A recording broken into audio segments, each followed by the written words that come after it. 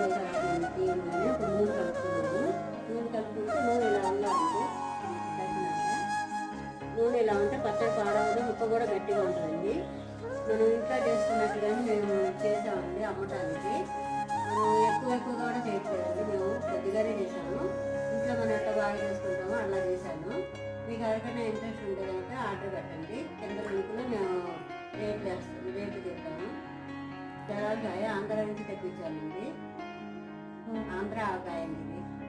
ఇది కారం కూడా మేము బయట కొనలేదండి, ఇంట్లో ఆడిచ్చిన కారమే పోసాము. మనం మామిడికాయకి కాయలు అయితే వాడతాము, బయటకాయ అదే కాయ వాడామండి. ఇంట్లోనే తెప్పించుకున్నాం కాయలు. నూనె కూడా మంచి నువ్వు నూనె కొత్త నూనె అనమాట, అది తీసుకొచ్చి పోసాము. ఇంట్లో ఎట్లా మనం చేసుకుంటామో అట్లా తయారు చేసాము.